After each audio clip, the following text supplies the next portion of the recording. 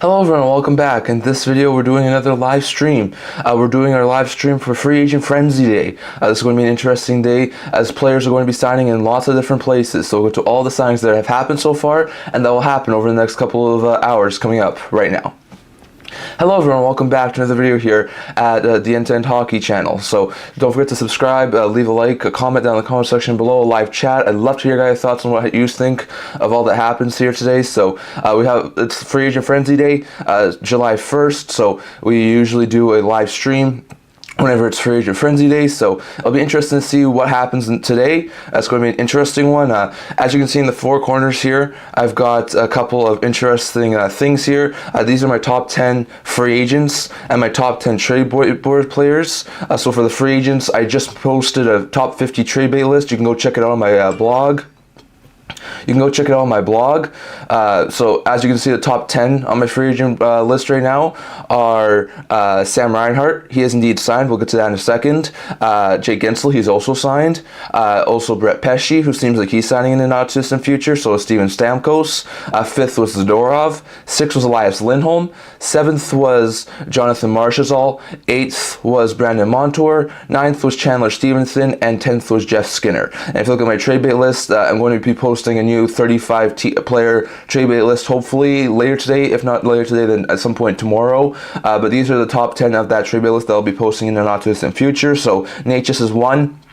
Ehlers is 2, Chychrun is 3, Marner's 4, Ekblad's 5, at 6 you have Zegras, at 7 you have Ferraro, 8 you have McGrady, 9 you have Chychrun, 9 you have Farabee, and 10 you have Line. So some interesting players here on my top 10 free agent and trade bait list. So definitely love to hear your guys' thoughts on those things. But we've had a ton of signings over the past number of hours. So there was a lot of signings just a couple of hours ago as we started to see some players wind up getting signed. Like I said, I'll do my... Like I said, there's a couple of videos I have that should be posted just after this live stream. So that includes a video talking about some of the news that happened yesterday, a video talking about players who didn't get their qualifying offers, and a video talking about the recap of the first round. So I'll get to that a little bit later on after this live stream, but it's definitely some interesting things that are happening today. So we'll get to all the signings that we have seen later from today. So we'll get to also all the signings that I never got around to in my newsletter that I'm going to be posting out tomorrow. And then we'll be posting out later today. So first we got a couple of late signings yesterday. One with Easton Frank. He signs a 1-year deal in Washington. He signs a 2-year deal in Washington with $75,000. Depth player, not too surprising. And then we also saw Sam Steele sign a deal. He was a UFA. He gets a 1-year extension with AV of $1.2 million that begins to start of next year. It's a pretty good sign there for the Stars to get Steele. And then we saw a plethora of signings from over the past couple of days. So just quickly looking at here, it's all the signs that we've seen from over the past few days. So last night we saw 2 major extensions. We talked about this in our last video. We'll talk about this in the video I'm going to be posting a little bit of time. But Jake Guentzel signing rights were showed to Tampa, and they worked really hard and they were able to get an extension. Guentzel signs a 7-year extension in Tampa with an AAV of $9 million. That'll be going to start next year. So I thought he would have gotten 8, maybe $8.5 million in Tampa. So $9 million is expensive. If he would have gone to a team like Detroit or Vancouver, he was probably going to be asking for $10.5, $11 million. So that's pretty good move there for the Bolts. I mean, it's expensive, but it's a pretty good move there for Tampa. They walk away from Stamkos to bring in Guentzel. It was coming off a season where he had 40 goals. We had 30 goals and 77 points in 67 games. He looks like a pretty good player there for the Pittsburgh Penguins and Carolina Hurricanes, so he should be able to fit in really well in that top 6. Imagine having a 40-goal scorer playing with a guy like Nikita Kucherov. Is he playing with the same sort of level as a guy like Sidney Crosby? Not sure, but this could be a really good fit there for the Bolts to get a solid 40-goal scorer who can play with Kucherov and points. So that's a pretty good pickup there for Tampa. Meanwhile, for the Florida Panthers, they're able to keep one of the best UFAs on the market, who I had number 1 on the list. Guentzel was number 2 on the list. As you can see there, he went to Tampa. But Reinhart was number 1 on the list, and he wound up going to the Florida Panthers. Reinhart, who's a right winger, coming off a season where he had some of his best numbers to date, putting up 57 goals and 94 points in 82 games, a career high in both the points and goals category. He wound up getting a 8-year extension yesterday with AAV of $8.63 million. So that was fantastic. Reinhart was the top player on my board, so him getting 8.63 was actually pretty good. I've seen a lot of people thought that he was going to get just a hair under Tkachuk. He winds up getting 8.63, which is not half bad at all, given how well of a good player he's been over the past little while for the Florida Panthers. So some interesting stuff there, but definitely that's a pretty good pickup there for the Panthers to get him. Going over to a couple of signings we saw from earlier today, that we've already had a handful of interesting signings. So we'll get to some of the lower end ones too. So first we saw Tyler Bertuzzi sign. Bertuzzi signs in Chicago on a 4-year extension with AV of $5.5 million that'll be in the start of next year. Bertuzzi I think was 11 on my recent free agent board.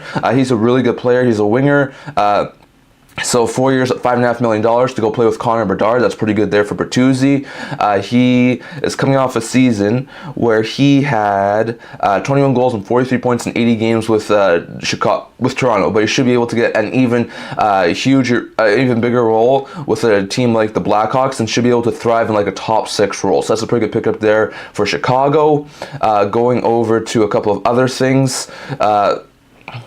Going over to a couple of other potential signings here. So we also saw the New York Rangers assign Sam Carrick. He was a Duck last year, was traded to the Oilers. He signed a 3-year deal with AV of $1 million that will begin at the start of next year. Carrick's a pretty good player. Carrick had 10 goals and 16 points in 77 games this past year with the Ducks and the Oilers combined. So that's a pretty good signing there for the New York Rangers to get a solid fourth line center, someone who can really help replace the loss of Barclay Goodrow. Then we saw Florida Panthers continue to try and keep most of their team intact. We saw them to keep Dmitry Kuliakov. Kuliakov was a really good third pair defenseman this year and was a big part of their cup run. Winds up signing Kuliakov to a 4-year extension with AV of $1.15 million that will be at the start of next year. That's a pretty good signing in my opinion for Kuliakov. He gets 1 goal and 20 points in 76 games this past year for Florida. Looked pretty good, so I think it's a pretty good pickup there for the Florida Panthers, and I really do think that that's a fantastic signing there for Florida to get Kuliakov. On top of that, we also saw the Edmonton Oilers sign Connor Brown. Brown, who's a winger, he gets a 1-year extension with the AAV of $1 million to stay in Edmonton. So that's a pretty good deal in my opinion for the Oilers. He's had 4 goals, 12 points in 71 games this past year, but also had 2 goals and 6 points in 19 playoff games. So Brown looked pretty good, and I think it's a pretty good solid sign there for the Oilers. Then we saw the Capitals sign Jace Prisky, depth defenseman who was a UFA, gets a 1-year extension with AAV of $175,000. Mitchell Gibson, once again, depth goaltending prospect, a 1-year deal with AV at $175,000 to remain in Washington. So some pretty good signs there for the Capitals to get some depth players. Then we saw Toronto Maple Leafs, like we thought they would, extend Joseph Woll. Now this is an actual contract extension. This isn't just them signing someone. Woll still had 1 year left on his contract. He gets a 3-year extension with the AAV of $3.66 million that will be at the start of next year. So that's a pretty good signing in my opinion for Woll, coming off a season where he had a 2.94 GAA and 907 save percentage in 25 games, and also had a .86 GAA and a 964 save percentage in only 3 playoff games. So he looked fantastic. He looked great. I think that's a pretty good solid sign there for the Leafs to extend Joseph Woll on a pretty good deal. Going over to a couple of other signs that have happened from over the past couple of days, from over the past little while. Let's see. So those ones, the Leafs, who we talked about in one of our previous videos, acquired the rights to Chris Tanev, did indeed sign him before free agency opened. As Tanev signs a 6-year deal with AAV of $4.5 million to remain in Toronto. So that's a little bit of a huge term in my opinion. I wasn't sure. Was definitely not sure Tanev was going to get $6 million, 6 years. That's a really huge number there for Tanev, given the fact he's one of the older guys. He got 2 goals, 19 points in 75 games this year with the Stars and the Flames combined. Also had 2 assists in 19 playoff games. So he looked pretty good, and I think that was a pretty good sign there for the and I think that was a pretty good sign there for the Leafs, although I am worried about the term given the fact this contract takes him until Tanev is 40, so that's pretty interesting for the Leafs. Then we saw the Edmonton Oilers extend one of their depth players in James Hamblin gets a 2-year extension. He was an RFA with AAV of $775,000. Pretty good player. Looks like eventually could be solid bottom six forward, so solid signing there for the Oilers. Then we saw the Carolina Hurricanes acquire and sign Eric Robinson. Robinson, who was a left winger, signs a 1-year deal with AAV of $950,000. They're going to start next year. Solid bottom six forward this past year. Had 3 goals and 10 points in 47 games with the Jackets and the Sabres. Looks pretty good, and I think eventually could be a solid bottom six forward there for the Carolina Hurricanes. Was a pretty good pickup there for Carolina. Going over to a couple of other things, some more signings that happened from over the past couple of days. Let's see. Eric Johnson signed a deal in Philadelphia, 1 year, $1 million deal with AAV of $1 million. So it's a pretty good sign there for the Flyers to keep Johnson. He wound up having 5 goals and 6 points in 67 games this year with the Sabres and the Flyers combined. So he looked like a pretty good player. I think that's a really good sign there for the Sabres and the Flyers. So pretty good solid signing there for the Flyers. Then we saw the Washington Capitals extend RFA for Connor McMichael. McMichael, who was a decent player, good guy getting on the second line, signs a 2-year extension with AV of $2.1 million at the beginning of the start of next year. McMichael is a pretty good player there for the Caps this past year. Hold on a minute. Put up 18 goals and 33 points, both career highs in 80 games. Looked pretty good, so that's a fantastic signing there for the Capitals to extend Connor McMichael. So some pretty interesting signings there from over the past couple of days. Some more interesting signings that happened. We have a ton of signings to get to here, so we'll go over to next here on here. Noah Phillip, 1 year, $775,000 deal with the Edmonton Oilers, was an RFA, so he gets extended. Oilers also extend RFA Noel Hoffenheimer, who's a player, gets a 1-year extension with AV of $125,000. Kasperi Kapanen, who we thought would have gone to free agency, winds up extending in St. Louis, gets a 1-year extension with AV of $1 million that begins the start of next year. Kapanen coming off a season where he had 6 goals and 22 points in 73 games, looked pretty decent, so should remain a solid bottom six option there for the Blues. Then we saw the, hold on a minute here. Then we saw the Carolina Hurricanes extend Jordan Martinook, who was supposed to go to free agency, gets a 3-year extension with the AV of $3.05 million that we're going to start next year.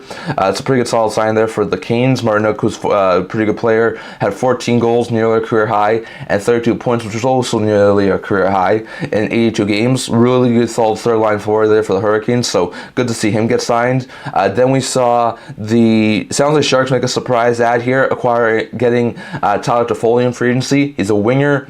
He signs a 4-year extension with AV of $6 million. I think this is more money than he would have gotten anywhere else. So getting $6 million to go in San Jose is a pretty good solid sign there for the Sharks. Toffoli had 33 goals this year and 55 points in 79 games with the Jets and his Devils combined. Looks pretty good, so that's a pretty good solid sign there for the Sharks to get someone who can play with Celebrini this next year, as well as a couple more years down the road. So it's a pretty good solid sign there for the Sharks. Then we also saw a couple of other signings. Let's see, the Sharks, Toffoli, Lafferty, Marchessault. So then Sam Lafferty, who was played last year with Vancouver, has signing rights acquired by Chicago, did not re-sign in Chicago, and signed as a bottom six forward in Buffalo. Gets a 2-year extension with AV of $2 million that begins to start next year. That's a solid sign there for the Sabres to get some more added bottom six help. Had 13 goals and a career high 24 points in 79 games this past year.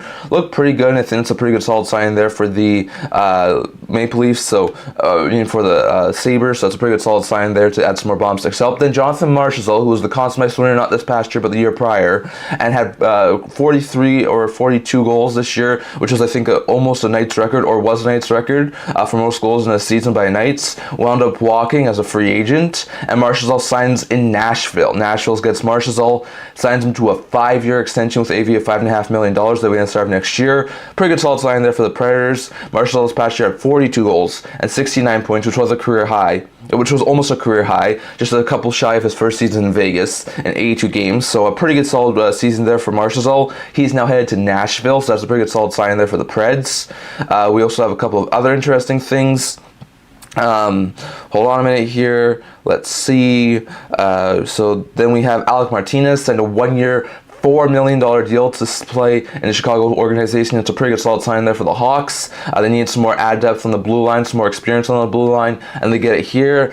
4 goals, 17 points in 55 games with Vegas this past year from Martinez. He should be able to round out a solid third pair in Chicago and provide some more added veteran help, and also could definitely be dealt at the deadline, so it's a pretty good solid sign there for the Hawks. Then we saw Maple Leafs sign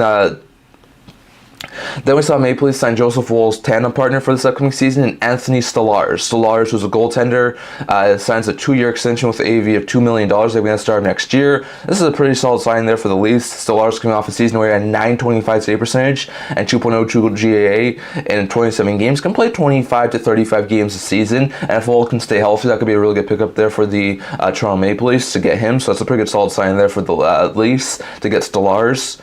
Then we saw the Calgary Flames extend acquire Anthony Mantha as a signing. He's a winger. He gets a 1-year extension with an AAV of $3.5 million. They're going to start next year. Mantha, coming off a season this year where he had 23 goals and 44 points in 74 games with the Golden Knights and the Capitals. That's a pretty good solid sign there for the Knights and for the Flames to add some more middle six help. And I think Mantha was actually in the late 40s on my trade bait list, so he goes there. That's a pretty good solid sign there for the Flames. Then we saw Brett Pesce sign in New Jersey. We all expected this. He signed a 6-year deal with a $5.5 million AAV to go to New Jersey. It's a pretty good solid sign there for the Devils. Coming off a season where he had 3 goals and 13 points in 70 games. Really good top 4 right shot defensive defenseman. So it's a pretty good solid sign there for the Hurricanes. Then we saw a solid sign there for the Devils. Then we saw the Penguins sign depth player Mac Hollowell, who's a pretty good player, gets a 1-year extension with the AAV of $175,000. They're going to start next year. Pretty good solid depth signing there. Then we saw the Washington Capitals sign Matt Roy. Roy, who's a right shot defenseman, had a fantastic season over in LA. Winds up signing a 7-year deal with the Capitals with the AAV of $5.5 million. That's a fantastic signing there for the Caps. They traded earlier in the day Jensen, so we'll talk about that in a minute. But they are able to get Matt Roy, so that's a pretty good solid signing there to round out that right side of the blue line. Coming off a season where he had 5 goals and 25 points in 81 games, so it's a pretty good solid signing there for the Caps to get a solid top 4 right shot defenseman who can play maybe even with a guy like John Carlson or Rasmus Sandin, so that's a pretty good solid signing there. Going over to a couple of other things that have happened from the past couple of days. Let's see. OEL winds up signing in Toronto after winning the Cup with Florida. Signs a 4-year deal in Toronto with the AAV of $3.5 million that began to start next year. That's a pretty good solid signing there for the Leafs. OEL this past year had 9 goals and 32 points in 80 games, which was his highest point total since the 18-19 season. So OEL's coming off a fantastic season, and he's going to be a really good add there for the Leafs on the blue line. The Blackhawks are the team who winds up signing Laurent Brossoit. That's a pretty good solid sign there for the Hawks to get a solid backup from Mrazek. Brossoit gets a 2-year deal with AAV of $3.3 million. So once again, Hawks sort of lining up that contracts with Once again, the Hawks are sort of lining up that contract with Mrazek, so both of them are going to expire at the same time. So it's a pretty good solid sign there for the Hawks. Brossoit coming off a season where he had 23 games of NHL action, putting up a 2.00 GA and a .927 save percentage. So solid signing there for the Hawks to get Brossoit, who was coming off a pretty good season. Then we saw the Ottawa Senators extend David Perron. Perron, who's coming off a season with Detroit, sent a 2-year deal with an AV of $4 million that we're going to start next year. That's a pretty good solid sign there for the Senators. So let's see. Perron coming off a season where he had 17 goals and 47 points in 76 games, so pretty good solid sign there for the Senators to get a solid veteran leader like Perron, who can really help in that middle six and sort of replace the production they got from Tarasenko. So that's a pretty good solid sign there for them. Then we saw the Chicago Blackhawks sign Craig Smith, another solid veteran. Smith gets a 1-year deal with AV of $1 million to go play with Chicago. Solid sign there for the Hawks, coming off a season where he had 11 goals and 20 points in 75 games with the Stars, so that's a pretty good solid sign there for the Blackhawks to get Craig Smith, who should be able to round out as a solid player there. Going over to a couple more signs that we've had from the past couple of days. Eric Comrie's back in Winnipeg, signs a 1-year deal with AV of $825,000, potentially be a backup to Connor Hellebuyck, so that's a pretty good solid signing there for the that's a pretty good solid sign there for the Jets. So solid move there for Winnipeg, getting Comrie coming off a season where he had 3.69 GA and 874 save percentage in 10 games. Didn't look overly good, but his best seasons did come in Winnipeg, so to see him go back to Winnipeg is a pretty good move there for the Jets. Let's see some more things. Jason Zucker signs in Buffalo. 1 year deal with AV of $5 million, so not too bad there, but that's an overpayment in my opinion. Zucker at this point is a really good third, maybe fourth line forward, not someone who I would be giving out a $5 million cap hit to, so interesting stuff there for the Sabres. Zucker had 14 goals and 32 points in 69 games this year with Arizona and Nashville combined, so pretty good pickup there for the Sabres, even though it's a little bit of an overpayment in my opinion. Hold on, let's see some other things here, just give me a minute.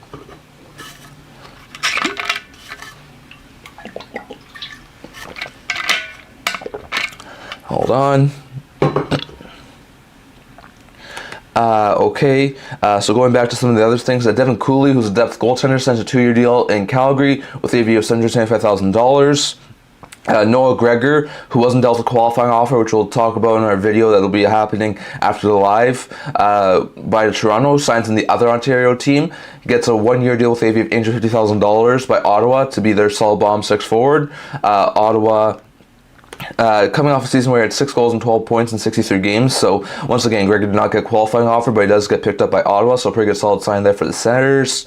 Then we saw the Utah franchise sign Ian Cole, a solid player there who was a depth defenseman for the Canucks this past year, signs a 1-year deal with AV of $3.1 million to sort of help round out that defense, of course. A pretty good solid sign there for the Utah franchise after Cole had 2 goals and 11 points in 78 games this past year with Vancouver, so solid sign there for the Utah franchise.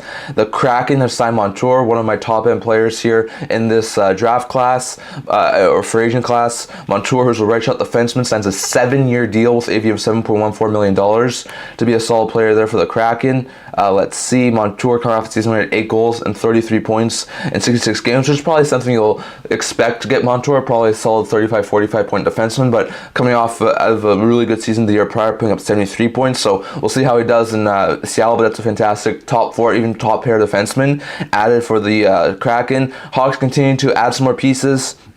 Re-signed Teravainen after a long stint in Carolina. Teravainen signs back in Chicago on a 3-year deal with AAV of $5.4 million. That'll be on the start of next year. Pretty good solid sign there for the Hawks to get Teravainen. Teravainen coming off a season where he had 25 goals and 53 points in 76 games in like a third-line role for the Hurricanes, so it's a pretty good solid sign there for the Hawks. The Boston Bruins have signed Nikita Zadorov. He gets a 6-year deal with AV of $5 million to begin the start of next year. I'm a little bit surprised the Canucks weren't able to get into this, but that's a pretty good solid sign there for the Bruins. Zadorov, who had a solid season this year, putting up 6 goals and 20 points in 75 games this past year with the Canucks and Flames, looks pretty good and should be a solid top 4 add there for the Boston Bruins, so solid pickup there for Boston. Going over to a couple of other things that we've seen from over the past couple of hours over in free agency day. Jacob Slavin signs an extension. Once again, this is an extension, not someone who's signing on free agency day. Slavin gets a 8-year contract extension. No, a 7-year contract extension with AV of $5.3 million. Oh, no, sorry, that's the last deal. Hold on. Slavin gets a 1, 2, 3, 4, 5, 6, 8. Slavin gets an 8-year extension with AV of $6.4 million. That'll be in the start of next year. It's a pretty good extension there for the Canes to get Slavin on this sort of a deal at $6.4 million. That's a pretty good ask for the Carolina Hurricanes, getting him after having a 6-goal, 37-point season in 81 games. So solid sign there for Slavin, and I think that should be a really good piece there long term now for the Carolina Hurricanes. So it's another extension we saw. Lots more signings to get to here. Let's see. The Chicago Blackhawks also signed depth player Patrick Maroon, signed to a 1-year, $1.3 million deal with AV of $1.3 million.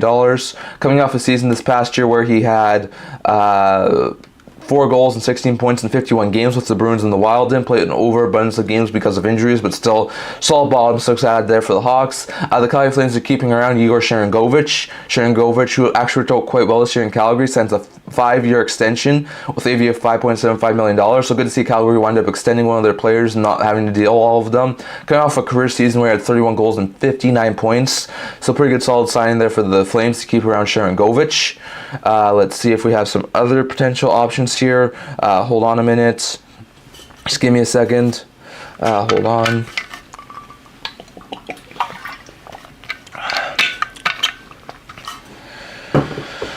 Okay, so some more signings. So let's see. The Washington Capitals have signed Brandon Duhaime, 2-year deal with AV of $1.85 million. Solid sign there. Duhaime, solid bomb 6 forward. Put up 5 goals and 13 points in 80 games this past year with the Wild and the Avalanche combined. So solid pickup there for Duhaime, by Duhaime. Solid pick up there by Washington to get Duhaime. The Minnesota Wild signed Yakov Trenin. 4-year deal, $3.5 million, coming off a season where he had 12 goals and 17 points. So a pretty good solid sign there for the Wild. The Columbus Blue Jackets have signed Sean Monahan, 5-year extension with 5-year deal with AV of $5.5 million. Solid sign there for the Jackets. Monahan coming off a season where in Winnipeg and Montreal he had 26 goals and 59 points. So solid sign there for the Jackets. Then we saw the Oilers sign Arvidsson. He was another guy on my trade bay list. Signed him to a 2-year deal with AV of $4 million that began the start of next year. Solid bomb middle 6 ad there for the Oilers. Arvidsson coming off an injury-riddled season where he had 6 goals and 15 points in 18 games. So pretty good addition there for the Oilers to get Arvidsson. Then we saw the Carolina Hurricanes acquire Will Carrier. Carrier, who was a long-time Golden Knight player, signs a 6-year deal in Carolina with AV of $2 million that began the start of next year. That's a fantastic signing there for the Hurricanes. And I was just going to start running through some of the other guys. Okay, so Nashville signed Steven Stamkos, who was one of the top-end players, in my opinion, on the free agent board, to a 4-year extension with AV of $8 million that began the start of next year. DeBrusk signs a 7-year deal in Vancouver with AV of $5.5 million.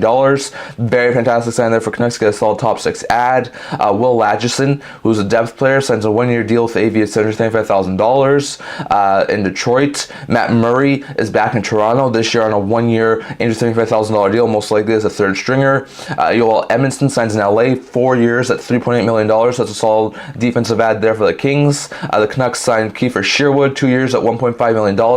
Solid bomb 6 player. Brady Shea goes to Nashville as well, 7 years at $7 million. So Preds have been busy and trying to improve this team.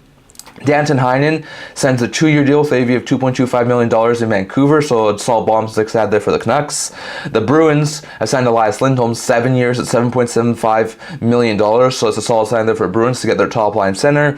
The Utah franchises signed Kevin Stenlund, 2 years, $2 million after a fantastic performance in Florida, helping them go to the Cup final. And then we saw the Montreal Canadiens sign Alex Barré-Boulet. Barré-Boulet signs a 1-year deal with the league minimum after having a solid season over in the AHL affiliate for the Tampa Bay Lightning. So interesting signings from our past couple of days. I don't think we've had any more over the past little while, but still a plethora of interesting and really cool signings from over the past couple of days.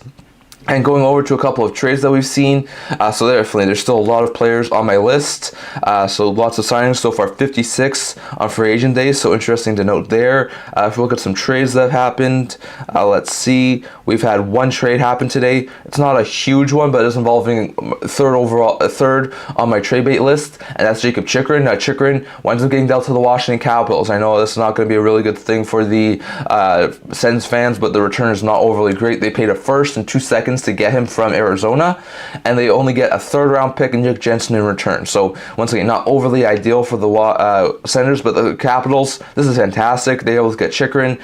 He's only on a 1-year deal, so if the Caps don't do well again this year, they should be able to move him at the deadline. If they do well, maybe he signs an extension. He's entering the 5-year of his deal. $4.6 million coming off a season where he had 14 goals and 41 points in 82 games, which was one of his best seasons to date. So a pretty good solid pickup there for the Capitals to get Chychrun, who should help help round out that team. Meanwhile, the Senators are able to get a third-round pick, so they add some more draft capital in a couple of years' time, and they also get a right-shot defenseman in Nick Jensen. Jensen has this year plus next year left a $4.05 million cap hit. Really good player there. Goal, 14 points in 78 games for the Washington Capitals. So solid signing there for the Caps to get Jensen. I think he should help balance out that right and left side there for the Sens, although I don't think it's a really great addition given the fact that what they had to give up for Chikrin. So interesting stuff there. Utah has signed another player here. They signed Kevin Connaughton, depth defenseman, to a 2-year extension, to a 2-year contract with the AAV of $775,000. So solid pickup there for Utah to get some more defensive help, but that's the only other signing we've had from over the past while. So lots of interesting signings, lots of teams wheeling and dealing at this point in time. So we shall see what else happens over the next couple of hours. I'll be with you guys until about 12 p.m. Pacific time, maybe a little bit earlier than that. We'll see how the day plays out, but still, I'll probably end up somewhere around 12 p.m. Pacific time, maybe a little bit earlier, maybe a little bit later, so we shall see. So lots of signings we've had. Cam Talbot signed in Detroit. He gets a 2-year deal with AAV of $2.5 million, so that's a pretty good pickup there for the Red Wings to get Talbot.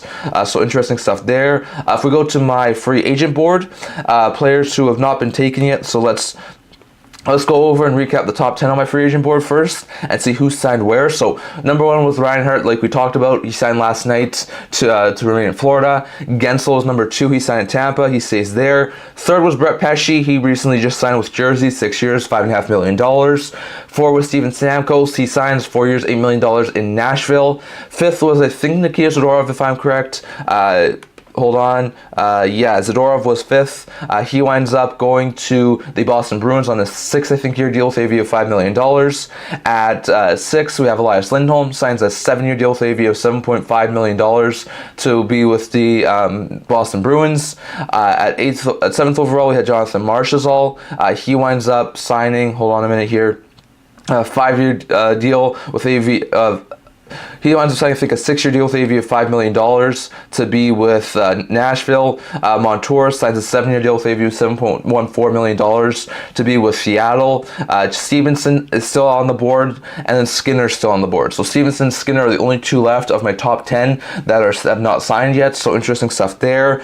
So Bertuzzi signed in Chicago. He was 11. DeBrusk signed in Vancouver. He was 12. Shea signed in Nashville. He was 13. Duclair's still on the board, who was 14th overall. Toffoli signed in San Jose. He was 15. Atkinson was 16th on my list. He's still available. Kapanen was 17th on my list. He's still available. Tanev signed in Toronto. Roy signed in Washington. Desharnais still available. He was 20 on my list. So still a handful of players in my top 20. I think Desharnais at 20. Desharnais at 20. Desharnais at 20, Kapanen at 17, Atkinson at 16, Duclair at 14, and then 10, which was Skinner, and 9, which was Stevenson, are all still on the board. Teravainen staying in Chicago. He was 21st on my list. Brossois in Chicago. He was 22nd on my list. Martinook back in Carolina. He was 23rd on my list. Monahan in Columbus. He was 24th. Duchesne, it still sounds like he'll sign in Dallas, so I have him sort of like pending an announcement signing in Dallas, but we shall see. He was 25th on my list. Gostisbehere, he's still available, 26th on my list. Walker at 27th on my list is still available. Brown wound up signing. Nosen at 29 on my list is still available. Arvidsson, who was 30, is now in Edmonton. Suter, who was 31st on my list, is still available. The Smith, 32nd on my list, is still available. Olofsson, 33rd on my list. Roslovic, 34th on my list. Bean, 35th on my list. Barry, 36th on my list. Branstrom, 37th on my list. Wimberg, 38th on my list. Samsonov, 39th on my list, are all still available. Martinez at 40th on my list, winds up signing in Chicago. Tarasenko is still available at 41. Perron winds up signing in Ottawa. He was 42 on my list. Zadina and 43 still available. 44th on my list was Stolarz. He's in Toronto. 45th on my list is Boqvist. He's still available. 46th was Mantha. He's signed in Calgary. 47th was Henrique. He's still available. 48th was Talbot. He literally just signed with Detroit. 49th on my list was Labanc. He's still available. And 50th on my list was Grzelcyk. So we'll have to wait and see how many more guys wind up signing. But though it was my list, my top 50 right now, free agents at this point in time. So interesting stuff there. Let's see. Hold on a minute here. Let's see. We do have a couple more signings from the past little while. Brendan Dillon's contract, which we were expecting an announcement on, hasn't even been official. 3-year deal with AV of $4 million to be with the New Jersey Devils. So it's a solid pickup there for the Devils to get. So that's a solid pickup there for the Devils as they wind up taking Dillon. So pretty good pickup there. And then hold on, we'll go and see if we can find the other signing here. Just give me a minute. Let's see. Not sure if it was a big signing or a smaller signing. Let's see. Okay, I don't see any more signings at this point, so it might just have been the Dillon deal. So interesting stuff there, but Dillon does sign with the New Jersey Devils. We should probably have hopefully some more guys. So like we said, one trade involved number 3 on my trade bay list, which I should hopefully be posting, if not later today, then at some point tomorrow, and that was Jacob Chychrun. So that's a pretty good pickup there for the Capitals to get Chychrun. Let's just see if there's any other pieces of rumors or news that's happening right now. Let's see. It sounds like Drouin's heading back to Colorado on a 1-year deal. We shall get updates on that in the next little bit. Let's see. So interesting stuff there. Zadorov and Lindholm both went to Boston, so interesting stuff there. Montour's heading to Seattle. We talked about that.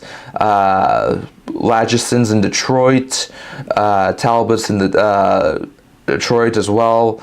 Let's see. Heinen's in Vancouver. Yeah, it doesn't look like there's a whole bunch of rumors at this point in time, so we shall continue to wait and see if we have any more, but some interesting stuff so far at this point in time. So interesting stuff. Just give me a second here. Like I said, I'll be with you guys for probably about the next 2-ish hours. We'll see how the day goes on, but we'll see how all these things wind up shaking out.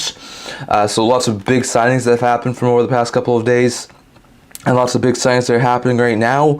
So let's just go team by team, see which team has sort of improved the most at this point in time. So let's start in the Central Division, if you don't mind. We'll start with the Blackhawks. They wind up so far at this point. Let's just go with today's date. The Blackhawks have signed Patrick Maroon, Teuvo Teravainen, Craig Smith, Laurent Brossoit, Alec Martinez, and Tyler Bertuzzi. Now, Bertuzzi and Teravainen are more than 2 years, but the other ones are all either 2 years or less. I know the Hawks are trying to add players on like 1 or 2 year deals to try and help them fill out this rebuild. So Martinez, Maroon, Smith, all on 1 year deals. I could easily see all 3 of them if the Hawks, which most likely they aren't in the playoffs at the deadline, they end up getting moved. Brossoit should be a solid backup for Mrazek for the next couple of years. Meanwhile, Teravainen and Bertuzzi fill top 6 holes in the top 6 and should help play with Bedard, so pretty good stuff there for the Hawks. Also, given that they're a team who's on the who could potentially be trading piece at the deadline, Taylor Hall's the guy who's entering the final year of his deal, so if they don't trade him in the offseason, that could seem to be a deadline ad for someone, so interesting stuff there for the Hawks. The Avalanche, up to this point, like we said, don't have any signings, but it sounds like they will be signing Drouin in the not-too-distant future. Dallas Stars have no signings up to this point. Hold on. The Minnesota Wild have signed 1 player, that's Yakov Trenin, 4 years at $3.5 million. So we know they could definitely use some more bottom 6 help. Still have those Suter and Parise buyouts on their cap hits, so it's not overly ideal, but so far it's been a pretty decent addition there. Trenin should be a solid 3rd liner for that team. 3.5, it's a little expensive in my opinion, but I think that's a pretty good pickup there for the Wild to get a solid player in Trenin. The Preds have signed 3 major players. That's Brady Shea, Steven Stamkos, and Jonathan Marchessault. Marchessault 5 times 5.5. Stamkos 4 times 8, and Shea 7 times 7. That's a pretty busy afternoon so far from the Preds. They got 2 40-goal scorers from this past year, so they're in a really better position when it comes to adding some more offense to their team, and they also got Brady Shea, who should be able to replace Ryan McDonough on the back end. So this is some pretty decent moves there from the Predators. They were able to get their top-line center in Stamkos. They're able to get a solid player in Marchessault, and they're able to get a solid player in Shea. And they're going to be paying all these guys until they're around 37, 38 years old. So once again, more older contracts, but still really good pickups there for the Preds. Let's go to the St. Louis Blues. The Blues today have made one signing, extending Kasperi Kapanen, so haven't been too busy so far. We'll see if the action picks up for the Blues. Over in Utah, they've made 3 signings, mostly small ones. They signed Ian Cole to a 1-year deal. They signed Kevin Stenlund to a 2-year deal, and they signed Kevin Cannon to a 2-year deal. So not too bad of a free agency day for the Utah franchise. Do wonder if they make some more maybe offensive additions there, but Stenlund's a solid bottom 6 forward. Cole's a solid third pair defenseman. Cannon can come up and be a solid call-up option. So some interesting signings there from Utah. And then we saw the Winnipeg Jets only make 1 signing so far, signing Eric Comrie. So I'll be interested to see what they do. They lost to Foley and Monahan today, so I'll be interested to see what the Jets try and do. So some interesting things, but if you look at teams who have improved the most at this point in time, I gotta look at the Preds and the Hawks as the biggest winners so far at this point in time, and to some extent Minnesota too. Minnesota got a really solid bottom 6 forward there in Yakov Trenin. Meanwhile, Nashville's went all out to add 2 top 6 forwards and a top 4 defensemen, and the Hawks have gotten a couple of really good pieces to help sort of round out that team. So some interesting stuff there. Some interesting signings from our past couple of days so far from the Central Division. So I do wonder if we see some more signings from those teams from over the next little while. So I do wonder what we could see for the Central Division. Going over to the Pacific Division as we continue to wait for more signings. The Ducks so far today have made no signings. I do wonder if we see some big splash in the not too distant future. The Calgary Flames have signed 3 players. One was an extension, extending Yuri Sharangovich on a 5-year deal with a fee of $5.75 million, so they won't have to trade him. Again, in fact, he was a player who was entering value of his deal, but that's a pretty good signing there for the Flames to keep Sharangovich in their top 6 long term. They signed Devin Cooley, who's a decent third-string goaltender who should be able to help them if Vladar is unhealthy and not ready to go for the start of the season. He signed a 2-year deal with the league minimum, so it's a pretty good solid sign there for the Flames. They also get Mantha, who should be able to help fill some of the spots left from guys like Mangiapane and all the other guys they've lost on the forward group this past couple of years. So really good pickup there for Flames to get Mantha. Let's see. The Calgary Flames. The Edmonton Oilers have also been pretty busy today, signing a couple of depth players, including 3 RFAs in Hamblin, Phillip, and Hoffenheimer, who all got league minimum deals. 2 of them for 1 year, Hamblin for 2. Brown signs a 1-year deal with a fee of $1 million, so good to see him stay in Edmonton. Then they also saw Vic Arvidsson sign a 2-year deal with a fee of $4 million in Edmonton. So that's a pretty good solid sign there for the Oilers to get Arvidsson. So some interesting stuff there from the Oilers to really help really get a solid middle 6 player. The Kings, we talked about losing Matt Roy, so they went out and got Joel Edmondson, can play left side, can play right side. Solid second, third pair defenseman, signs a 4-year deal with a fee of $3.8 million. They're going to start next year. So that's a pretty good solid sign there for the Kings to get Edmondson. So some interesting stuff there from the Kings. Going over to the Sharks, who have also been a pretty active team today, signing UFA Tyler Toffoli, 4 years, $6 million. Someone who can play with Philip Breeding for the next couple of years. So it's a pretty good pickup there for the Sharks, even though they're not going to be a playoff team over the next little while. Let's see. Hold on a minute here. The Seattle Kraken also not been too busy, but got one of my players in the top 10 of the free agent board and getting Brandon Montour, 7 years, $7.4 million. That's a massive ad on the blue line. So pretty good ad there for Seattle to get Montour. Let's see. The Vancouver Canucks have been decently busy. They've added some more forward help. They wound up getting Kiefer Sherwood, 2 years at $1.5 million. Hannon, 2 years at $2.25 million. And Nebraska on a pretty decent 7-year deal with a fee of $5.5 million. So that's a pretty good solid sign there for the Canucks to get a solid top 6 forward as well as a couple of bottom 6 forwards. Vegas has actually been quite quiet so far, which is surprising. They let Marchessault walk, they let Stevenson walk, so I do wonder what we could see them try and do this offseason. I mean, what we could see them do today, but definitely some interesting things from over the past little while, and I do think we could see some more interesting updates over the next little while when it comes to Vegas. So interesting stuff there, but if you look at teams who have sort of really improved, Vancouver, I don't think they've really improved. I mean, DeBrusk is going to sort of help them replace the loss of a guy like Elias Lindholm, but I don't think that's really a huge improvement, especially with Zadorov leaving on the defensive end. If you look at San Jose, it's definitely a huge improvement for the Sharks to be able to get a solid top six forward in Toffoli who can help play with a guy like Celebrini. It's also good to see the Seattle Kraken get Montour. Montour's a decent top four right shot defenseman, so that's a pretty good pickup there for the Kraken. So I think they've improved a little bit today.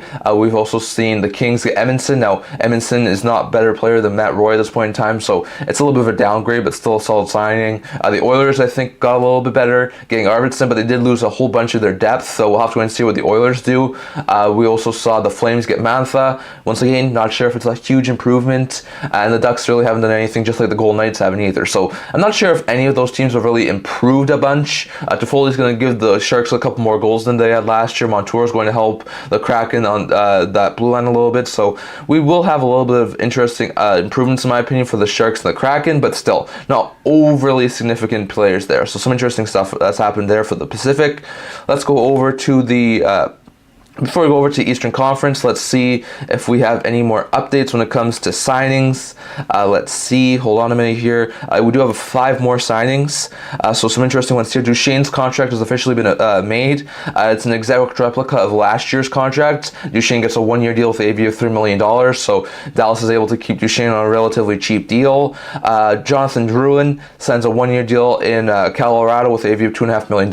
So that's a pretty good solid sign there for the Avalanche to keep Drouin.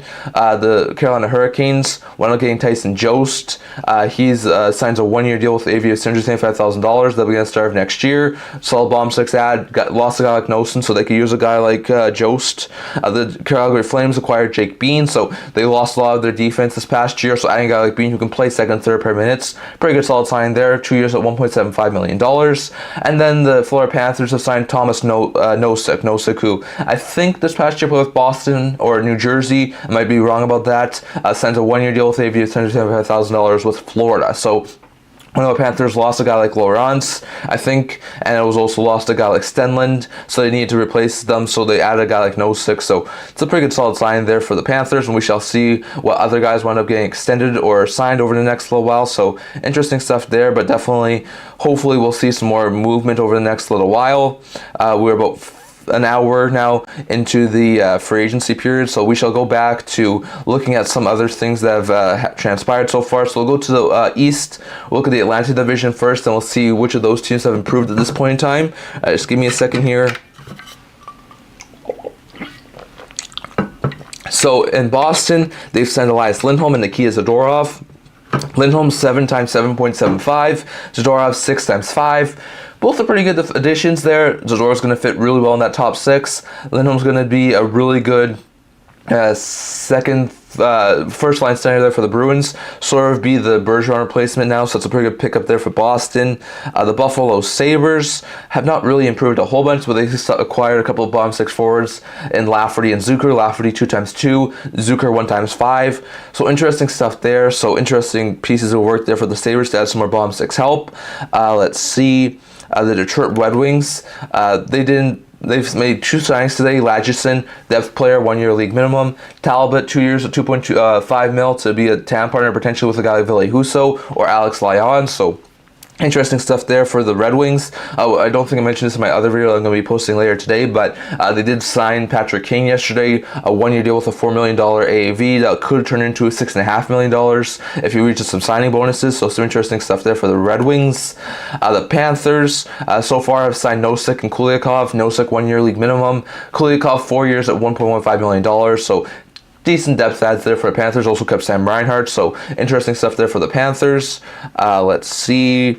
The Montreal Canadiens have only signed Alex Barboulay, 1 year at $775,000, so that's a pretty good solid sign there for the Canadiens.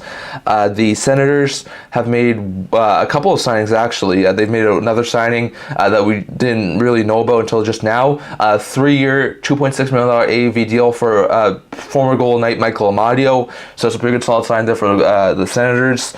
Gregor signs a 1-year deal, $850,000 in Ottawa. Perron signs a 2-year deal, $4 million in Ottawa. So Ottawa's able to get some solid bomb 6 help there for the team. So it's a pretty good pickup there for the Sens. The Tampa Bay Lightning have not signed anyone today. Did most of their business by signing Jay Gensel last night. I do wonder if we see anything from them today.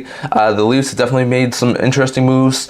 They extended Joseph Woll on a 3-year deal. It's a pretty good move there. They then also brought back Murray to be a third stringer on a 1-year deal. And then they also signed OEL to a 4-year deal, $3.5 million. Tanev to a 6-year deal, $4.5 million. And Stolarz to a 2-year deal with AV of $2.5 million. So some interesting signings from over the past little while, but Leafs definitely look a little bit better in my opinion. So in my opinion, the Bolts have definitely improved with Jay Gensel, but is moving Sergachev to get Gensel really going to help that team be a lot better next year? Well, I don't know who at this point in time could sign in LA. There's probably a couple of guys. At this point in time, the Kings have made one signing. Responding to Lance here, the Kings did wind up letting Matt Roy go, so they needed some defensive help, so they wound up being able to add Joel Edmondson. So that's a pretty good pickup there for the Kings. He gets a 4-year deal, $3.8 million. It's a little bit of an overpayment in my opinion, but Edmondson's a really good body, really good blocking, third, maybe even second pair of defensemen. So it's a pretty good solid sign there for the LA Kings to sign a really good sign a really good third pair of defensemen there. So that's all I have in LA right now. They did lose Arvidsson, Roy, a couple of other really good pieces, so I don't know exactly who else they could go after. My guess would be yes, Lance, he does probably replace Roy.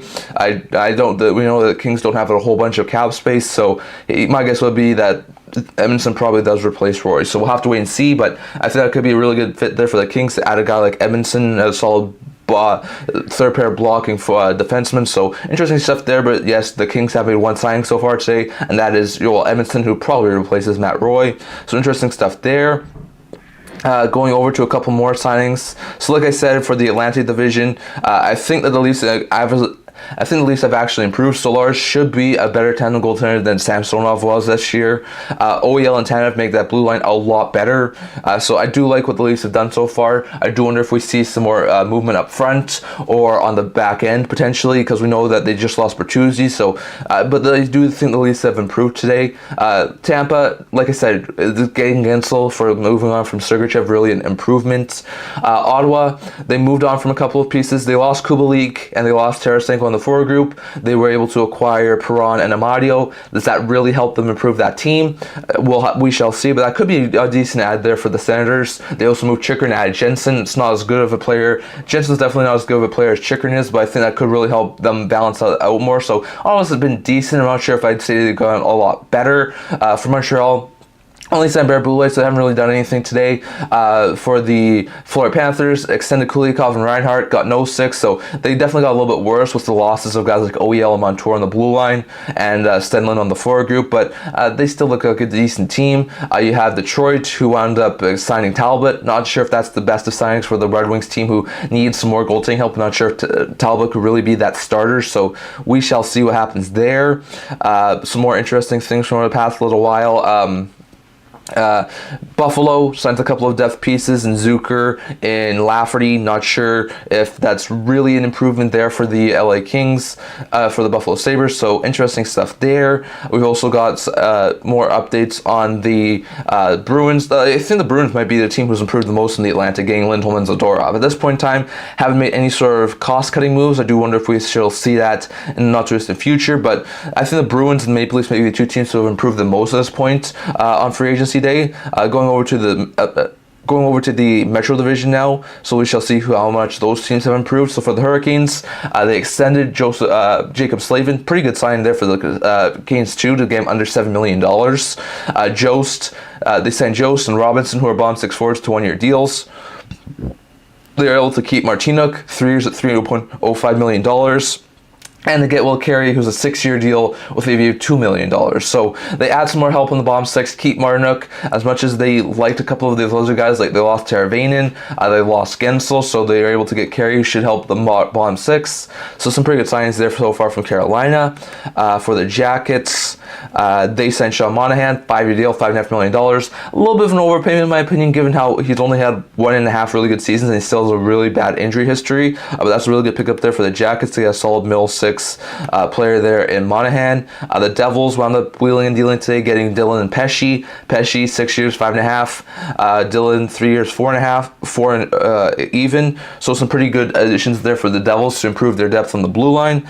Islanders haven't done anything today. Do wonder if we see maybe a potential trade. There's been a lot of linkage between them and Ehlers, so do wonder if that could be something happening there. Rangers signed fourth line center Sam Carrick. That's been a pretty good addition there for the Rangers, so interesting stuff there. The Flyers at this point in time have made one signing, getting Eric Johnson, 1 year, $1 million deal, decent depth defenseman, so pretty good solid sign there for the Flyers.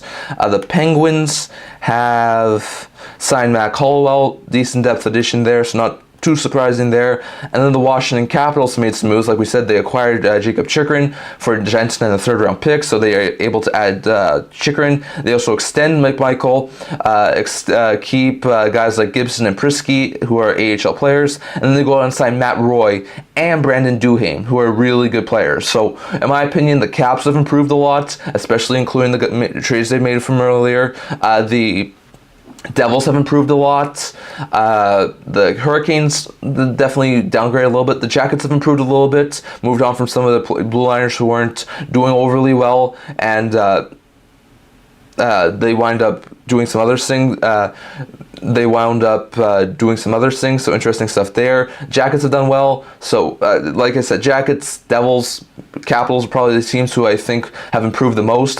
Also responding to Lance here. On top of that, I do think that the Panthers could bring back Tarasenko. He likes it there. I think he has a home there too. So I could see him even take a cheaper deal to sign in Florida. So I'm not too surprised that the Panthers could be on Tarasenko and might be a team who winds up landing him. So we'll have to wait and see on what happens there. But I do agree with Lance that I could see Florida wind up going to Tarasenko. So Tarasenko wind up going to Florida. So we shall see what happens there. Let's go and see if there's any new signings from over the past little while.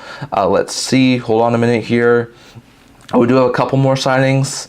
I think 2 in total. We talked about Michael Amadio, 3-year deal with AV of $2.6 million in Ottawa, so that's a pretty good solid sign there for the Sens. Should be a solid third-line player there for Ottawa. And then Derek Forbort, who had a injury-riddled season this past year for the Boston Bruins, signs to Vancouver. 1-year deal with AV of $1.5 million, so it's a pretty good solid sign there for the Canucks, who need some more defensive help. So interesting stuff there. Let's see, has there been any more trades? Nope, still just Jensen for and Chychrun. So interesting stuff there. I do wonder if we see some more potential trade potentialities there.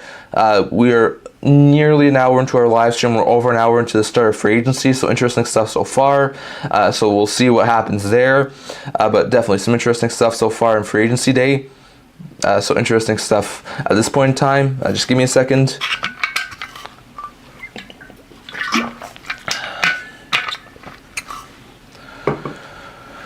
So we shall see what the rest of the teams do. Let's see if there's any rumors coming up over the past little while.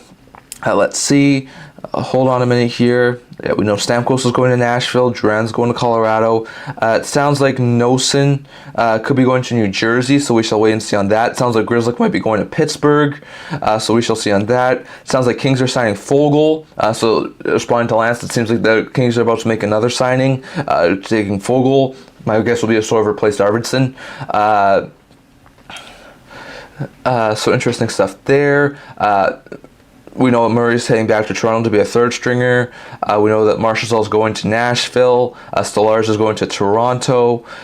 Sabres, it seems that the Sabres are adding Felix Sandstrom, so that could be a really good pickup there for the Sabres to have sold third stringer. It sounds like the Preds are adding Wedgwood to be their backup, so they should have Wedgwood and Saros for the next couple of seasons. We should get some more info on that when the deal is official. Let's see. We should have some more interesting things there, so it's going to be interesting to see. Hold on. Let's see. Yeah, according to a couple of people who have tweeted us out, Vegas has been really quiet. So I do wonder if we see some sort of a big splash from Vegas. There's been a couple of quiet teams. The Islanders have been relatively quiet. The Ducks have been relatively quiet. We know that their GM wanted to bring in a top 6 forward and a top 4 defenseman. So I do wonder what they could be up to right now. There's been some talk about some other potential trades. We could see some of the top end trade candidates over here. Like I said, these are my top 10 trade candidates in my new trade bait list, and I'm going to be posting out either later today or tomorrow. So at that point, maybe all these guys will be gone, but I'll be putting out a 35 team player trade bait list in the not too distant future. So those are 10 guys who are on it right now. That includes Martin Necas, Nikolai Ehlers, Jacob Chikrin, who was traded. That also includes Mitch Marner, Aaron Ekblad, Trevor Zegras, Mario Ferraro, Ricker McGroarty, Farabee, Line. So those are the top 10 in my opinion who I think we could see wind up making some moves. So interesting stuff there. Now, I also want to go and see at this point in time, there have been actually a couple more signings. Hold on. Let's see. Yeah, there have been 2 more signings. Nosen signs his 3-year deal with a fee of $2.75 million in Jersey, and Joey Anderson signs a 2-year deal at $800,000 to remain in Chicago. So after not being qualified, he ends up remaining in Chicago. So it's pretty good, solid moves there for the Hawks and the Devils. Now, I just want to go and see how close teams are to the cap and who might need to make some more movements at this point in time. So the Canucks are only $1.2 million below the cap, so I could see them try and make some moves. The Leafs are less than $1 million below the cap, so I do wonder if we could see them make some moves. The Knights are $1.8 million below the cap. The Wild are $2.7 million, so I do wonder if we could see maybe a cost move by the Wild. There was some talk about Gustafsson. The Flyers are only $3.3 million. There's been some talk about them moving Farabee. The Senators are $4.4 million below the cap. I do wonder if we could see them make some sort of a move. The Islanders are $5.8 million below the cap. There's been some talk about them moving Pajot or them moving a guy like Anders Lee, so we could see that happen. The Preds now, after all these signings, only have $6.7 million below the cap, so I do wonder if we could maybe see someone get dealt from Nashville, so we'll have to wait and see what happens there. Meanwhile, there are still 3 teams who are below the cap floor. That includes the Sabres, who are $299,000 below the cap floor, the Detroit Red Wings, who are $2.4 million below the cap floor, and the Ducks, who are $8.8 million below the cap floor. So, like I said, the Ducks not making much moves leads me to think they're doing something right now. I do wonder if they're trying to go after a bigger player. I could see them go after a guy like Stevenson or a guy like Skinner, so we'll have to wait and see on that, who are the 2 guys left in the top 10 of my trade bait list. So we shall see what happens there, but interesting stuff so far to see some of these other things happen. We're about an hour into our trade into our free agent live video, so don't forget to stay tuned. Like I said, I'm going to have a couple more videos I was supposed to post either yesterday or tomorrow morning coming out in not just in future. One talking about some moves that happened yesterday, one talking about some qualifying offers, and one talking about the first round recap from a couple of days ago. So interesting stuff there. On top of that, just give me a second here. We are also going to be posting, like I said, my new trade bait list in the not too distant future too, so keep your eye on that and stay tuned, as we're going to have some more videos. And like we said, not all the free agents are going to sign today, so we're probably going to get a couple more free agent signings and some more trades over the next 2, 3, 4 days, and then we're going to have to wait for some more other things. So interesting stuff there, but definitely don't forget to stay tuned for this channel, as we're going to continue to give you guys some more interesting updates from our past little while. So interesting stuff there. So at this point in time, it doesn't look like we have very much at this point. Let's see, no trades as of right now. Still, the last one was the Jacob Chikrin trade. A couple more signings have happened. Just give me a second here. Yes, we do have a couple more signings. Matt Grzelcyk signed a 1-year, $2.75 million deal in Pittsburgh. Not too surprised there. They just let go from Pierre-Olivier Joseph. Want to try and rework that blue line a little bit, so getting Grzelcyk's pretty good. With Wedgwood now going to Predators, it sounds like. Casey DeSmith heading to Dallas, 3 years at $1 million. That's a pretty good pickup there for Dallas after the Smith had a solid season over in Vancouver. So it's a pretty good pickup there for the Dallas stuff there. Let's see, what else could we see? Hold on a minute here. Let's see. Hold on a second here. So no signings at this point in time. Let's see if there's anything else. So yeah, so interesting stuff there. The other teams who have some pretty big amount of cap space are the Cali Flames, San Jose Sharks, Columbus Blue Jackets, Carolina Hurricanes, Seattle Kraken, LA Kings, St. Louis Blues, and the Utah franchise. So those guys all have above 50 million in cap space. So I do wonder if we could see some more moves over the next little while. So could be interesting to see. I do wonder if we could see some interesting things. So it'll be interesting to see. Just give me a second here.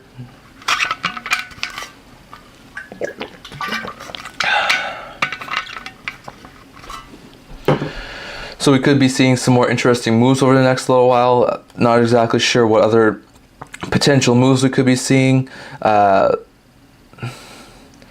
It sounds like the Knights might still be looking at Mitch Marner. Maybe that's why they haven't done anything yet. There was some talk that would have to wait until July 1st when that signing bonus was paid. I do wonder if we could see some more other ones. Lots of interesting deals that have happened so far today. I do wonder what else we could see. So interesting stuff so far that's happening. So we'll see what happens over the next couple of hours. Like I said, I'll be with you guys until around 12 p.m. Pacific time. And like we said, we'll probably get a couple more videos over the next little while. So definitely don't forget to stay tuned for that. But for the next couple of hours, I should still be with you. Once again, sorry for my Wi-Fi cutting in and out. It's not overly best Wi-Fi. So don't forget to stay tuned for that. And hopefully it doesn't cut out. If it does, I'll try and restart it. So don't forget to keep updated here. So love to hear your thoughts on all of this that's happened so far. We're waiting for some more signings to happen. Let's go quickly over here to my free agent list and see who's been taken. So first overall, the first guy on my list was Reinhart. He signed in Florida. Gensel was 2. He signed in Tampa. Pesci was 3. He signed in Carolina. Stamkos was 4. Signed in Nashville. Zadorov was 5. Signed in Boston. 6 was Lindholm, also signed in Boston. Marchessault 7, signed in Nashville. 8 was Montour, signed in Seattle. Stevenson, Skinner are still available at 9 and 10. Bertuzzi was 11th. He goes to Chicago. DeBrusk was 12th. He goes to Vancouver. 13 was Shea. Goes to Nashville. DeClaire at 14th is still available. 15th was Toffoli. He goes to San Jose. 16th was Atkinson. He's still available. 17th was Kakinen. He's still available. Tanev was 18. He goes to Toronto. 19 was Matt Roy. He goes to Washington. 20 is Vinny Desharnais. He's still available. Teravainen 21 and Brossoit 22 both go to Chicago. Martinez 23 goes to Carolina. Monahan 24 goes to Columbus. Duchesne 25 goes to Dallas. Gostisbehere 26 is still available. 27 Walker still available. 28th was Brown. He signed in Edmonton. 29 was Nosen. He signed in New Jersey. 30 Arvidsson signed in Edmonton. Suter with 31. He's still available. The Smith with 32. He signs in Dallas. Olofsson with 33. He's still available. Roslovic at 34 is still available. 35th was Jake Bean. He signed in Calgary. 36th Tyson Barrie at 36 is still available, as is Eric Branson with 37, Alex Wemberger 38, and Elias Samsonov at 39. 40th overall. At 40th on my list was Alec Martinez. He signed in Chicago. Tarasenko at 41 is still available. Perron at 42 is still signs in Ottawa. Zadina at 43 is still available. Solars at 44 signs in Toronto. Boquist at 45 is still available. Mantha at 46 signs in Calgary. Henrique at 47 is still available. Talbot at 48 is in Detroit. LeBanc at 49 is still available. And Grizzly at 50 is in Pittsburgh. So some interesting players there who have been taken from my list. And we shall see if they wind up if there's any more that wind up either being acquired or being moved on from. So we shall see what happens there. But definitely some interesting stuff from over the past couple of hours. We shall see if there's any more signings. Just give me a second here. It seems like there's a couple more. Let's see. Yeah, there's a couple more. The Golden Knights have signed bomb 6 forward Zach Aston Reese to a 1-year deal league minimum, so not too surprised there. The Minnesota Wild have also signed 1-year league minimum deal to Travis Boyd, who is coming off a long injury from Arizona. So interesting stuff there and some interesting signings from over the past little while. Let's go see if there's any rumors. Interesting stuff at this point. Let's see. Hold on a minute here. Yes, the Boston Bruins signed Lindholm. Kings signed. It sounds like Kings are signing Fogle. Sounds like Chandler Stevenson 10 to Seattle, so that could be a really good fit there for the Kraken. That he was number 9 on my trade on my free agent board, and at the time has been for the most part over this course of the past hour has been the top end player on my free agent list. So it sounds like he might be going to Seattle. So that could be really good there. So interesting stuff there. I've seen some people say maybe the Kraken move a defenseman now that they have Montour on the team. Adam Larson's entering the final year of his deal. I could see him be moved. I've also seen some people link a guy like Dumoulin as a potential guy who could be moved, so we shall wait and see. So some interesting things there. According to Elliot Friedman, he's hearing that Walker's going to Carolina, try and help them replace the losses of Shea and Pesci, so that could be interesting. So we'll have to wait and see on what happens there. So interesting stuff there from over the past couple of days, but pretty good stuff there. So interesting stuff at this point in time, but definitely some moves that have happened from over the past couple of days are interesting. Let's see. Scott Wedgewood's deal is official. 2 years at $1.5 million in Nashville. So that's a pretty good pickup there for the Predators to get their backup goalie. They should have Saros and Wedgwood next year. So pretty good pickup there for the Predators to get Wedgwood to be their backup. So we shall see what else happens over the next little while, but definitely some interesting things have been happening over the past couple of hours, and we shall see if we have some more. Let's see. Hold on a minute here. So there should be some more signings coming up over the next little while. So we shall see. Maybe one. No, that's the Wedgwood signing. Okay, so we still are good for the signings at this point in time. So it'll be interesting to see, and the one trade. So some things we could see over the next little while. So we know that late July, early August is usually a date for arbitration. So qualified players who have arbitration potentialities there could wind up filing for arbitration. So we shall see if that happens. But that's going to be later in July. So the next 3 weeks, usually after the first few days of free agency, wind up die down. So we shall see if we do get some more interesting free agents updates over the next little while, and if we do, what sort of deal players wind up not being signed today, wind up being signed over the next couple of days. And there's usually a handful of really good free agents who wind up getting squeezed and usually wind up taking a week or two, maybe even 3 weeks to sign. So we shall have some more updates there. There's also a couple of potential trades we could see over the next little while. Like, we still haven't seen Ehlers be dealt. There's been a lot of talk about him. Rugger McGrady, who's also on my top 10 trade bait list right now. There's a lot of talk about the Jets trying to get him a new deal, a new fresh start. Natchez, some people said maybe the Canes keep Natchez after they lose Gensel, so we shall see what happens with him. Chicken was dealt, like we said. Hold on, let me just double check on my top 10 list here. Let's see, Ekblad. The Panthers did wind up losing Montour, so with that in mind, and OEL, so I think that might wind up taking a guy like Ekblad off the market. Trevor Zegras, we talked about them potentially moving on from him, but after their draft passed, I do wonder if that's a little bit less likely at this point in time. Mario Ferraro could still be dealt by his Sharks, so we'll have to wait and see on if he gets dealt. You also have the, like we said, McGrady could wind up being dealt. You have the UL Farabee in Philadelphia, he could wind up being dealt, so that could be an interesting piece there for the Flyers. There's been some talk about Farabee being dealt, so I don't know if we could see him be dealt today. Laine wants a fresh start, it sounds like, so I don't know if we could see him be dealt. So there's a couple of players out here, so I think could still be dealt, like Ehlers, McGrady, Ferraro, Laine, Farabee, amongst others. Guys like I think Zegras may be a little bit less likely at this point. Ekblad, I do wonder if we do still see him on our deal or not. I do wonder about a guy like Martin Natchez. Does he stay or does he wind up being traded? So it'll be interesting to see exactly what happens there, but definitely some interesting things from over the past couple of days. Let's go back and see if we have some more interesting updates when it comes to free agent signings. Hold on a minute here. No, it doesn't look like that at this point in time. Yeah, so no, at this point in time, no huge updates on the free agent market. So we shall see what else happens here. Let's see what else we could see. Let's see if there's any rumors at this point. Let's just look at some of the insiders and see what they're saying right now. Let's look at Elliot Friedman. He's saying that it sounds like Stevenson is going to Seattle. It sounds like Walker's saying to Carolina. Let's see what else. It sounds like Fogel's going to LA. So some more interesting signings that could be happening over the next little while. But yeah, so it sounds like Walker's going to Carolina, Stevenson's going to Seattle, and hold on a minute here. and Fogel's going to LA, so some interesting signings from over the past little while that could be had in the not too distant future. Let's look at some other things that are being said right now. Let's see. Let's look at this. Sandstrom, it sounds like, is going to Buffalo. Still no other word or anything else there, so some interesting stuff there. Let's see. Hold on a minute here. Let's see. Yeah, not too much in the way of rumors or things right now that seems to be circulating, but some interesting things from over the past couple of days, and definitely it seems like we could be seeing some interesting things. So interesting at this point in time. So we shall see on that. Yeah, so interesting stuff. Can't believe that the Bolts are without their captain now as he goes to Nashville. So some teams have made some pretty big signings at this point. Preds have made some really big splashes. Bolts made a big splash by getting Gensel, but then again it comes at the cost of a guy like Sergachev. Utah's made some pretty big splashes. I do wonder if they do something significant today.